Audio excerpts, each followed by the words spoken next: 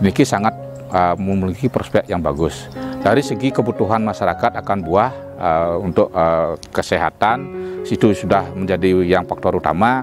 Yang kedua adalah faktor pemasarannya. Pemasaran pepaya ini sangat gampang. Kami tinggal membuka pengunjung yang ada masuk ke Tebon Majalangu niki, ada paket memetik pepaya, dia akan petik dan dia akan beli di sini langsung, itu yang pertama. Yang kedua, pepaya-pepaya niki kita salurkan ke pedagang-pedagang lokal yang ada di wilayah kami.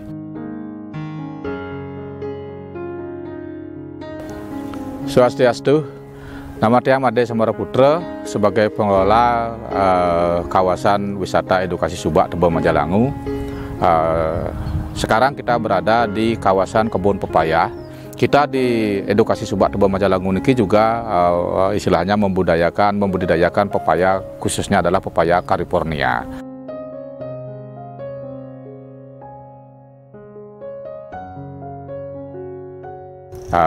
Sudah tentunya kita harus di masa pandemi ini kita harus tetap aktif, kita harus tetap berkreasi.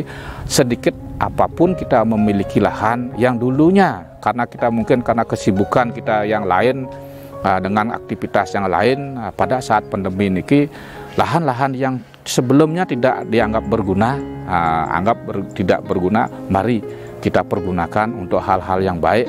Kalau bila perlu kita tanami hasil seperti pepaya dan yang lainnya, minimal kita bisa konsumsi sendiri. Kalaupun nanti ke depannya bisa dikembangkan untuk peningkatan ekonomi. Khusus di Denpasar, yang rasa kami dari Edukasi Subak Tebon Majalangu membudidayakan di sini, kalau tidak salah luas lahan kurang lebih 20 hare. 20 hare, dan jumlah tanaman pepaya yang kami tanam sebelumnya adalah 300 tanaman pepaya. Nah, dari 300 nike ada beberapa yang karena cuaca ada beberapa yang tidak hidup, yang mati, dan sebagian besar dari yang kami tanam itu adalah sudah besar dan siap panen, bahkan sudah beberapa kali kita panen. Nah, proses dari penanaman pepaya California niki dari awal pengolahan lahan kita lakukan prosesnya semua dengan sistem organik. Karena kita dari anorganik ke organik, jelas kita mulai pembelajaran dari awal. Itu yang menjadi kendala permasalahan.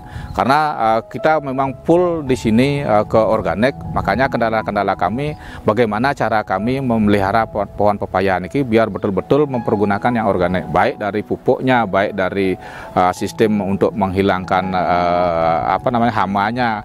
Nike yang menjadi kendala. Di samping nike kami sangat membutuhkan sekali pembinaan dari instansi terkait untuk pengembangan niki, baik itu dari Dinas Pertanian ataupun Perkebunan, memberikan kami arahan-arahan bagaimana cara ataupun tata pola tanam, pemeliharaan, dan bagaimana cara kita untuk tanaman niki tidak ataupun bersih dari hama.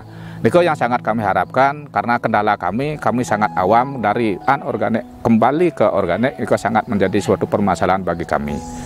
Kalau panennya kebetulan niki kalau panen, kalau tidak salah rasanya kalau di luar dari pengunjung yang hadir, setiap 2 hari kita panen 50 kilo. Ya, harga jualnya sementara kita sangat seperti melihat harga pasar, biasanya sekitar Rp5.000 per kilogram. Itu yang biasanya atau yang kami jual di pasar dan juga pada pengunjung-pengunjung yang di sini. Nah, rata-rata setiap dua hari sekali kita panen, itu 50 kg pasti, dan beberapa pengunjung yang langsung yang memetik dan membeli pepaya niki seperti sudah kami lakukan. Ya, kalau kami hitung-hitung per 2 harinya mungkin sampai sekitar 80 ataupun 70 kg per hari, per 2 harinya.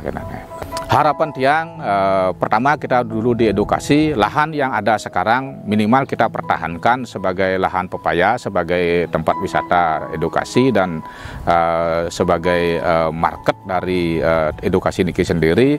Dan harapan tiang kepada petani-petani yang lain, mari kita budidayakan tanaman pepaya California ini karena sangat bagus sekali, baik dari segi hasil, rasa, dan cara pemasarannya. Karena tiang rasa semua masyarakat membutuhkan konsumsi buah. Harapan tiang mudah-mudahan dari sebelum yang sekarang niki ada beberapa petani yang di lahan kecilnya mencoba menanam pepaya California, baik itu 1, 2 ataupun 5 pohon, untuk kedepannya biar tertular ke petani-petani yang lain, minimal tanaman pepaya niki bisa dipergunakan sebagai konsumsi keluarga. Bahkan nanti kalaupun memang kita akan fokus ke petani-petani yang lain, biar pepaya ini adalah menjadi suatu sumber ekonomi masyarakat untuk peningkatan ekonomi masyarakat itu sendiri.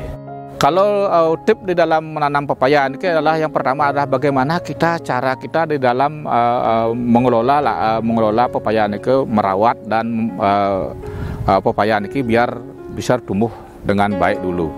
Bagaimana cara kita di dalam membersihkan lahan-lahan ataupun gulma-gulma yang ada, dan setelah nikah di dalam perawatan kita, kalau memang kita full ke organik ya kita harus ke organik, apapun itu permasalahannya, apapun itu kendalanya, kita harus seperti ini.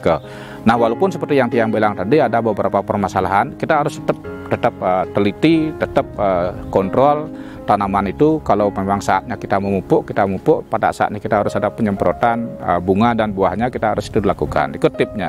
Jangan kita sampai hanya menanam aja pepaya, tidak akan diperhatikan, tidak akan dicek kelangsungannya, baik itu dari segi tumbuhan, dari segi bunganya, dari segi buahnya.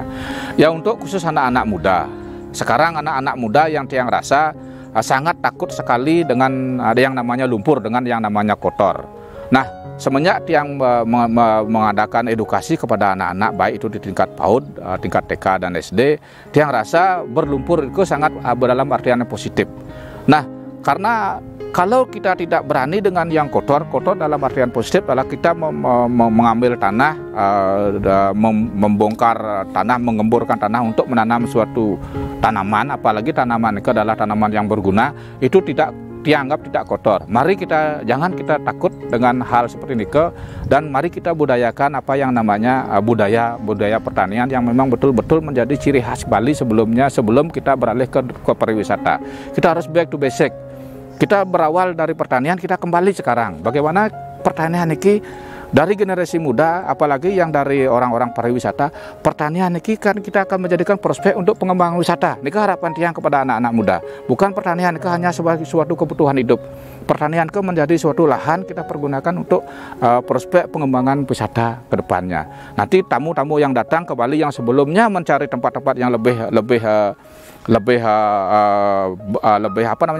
mewah, dia akan turun ke sawah-sawah melihat bagaimana budaya petani kita yang ada di Bali. Mereka akan menjadi suatu prospek pengembangan wisata agrowisata yang akan bisa kita kembangkan untuk kedepannya.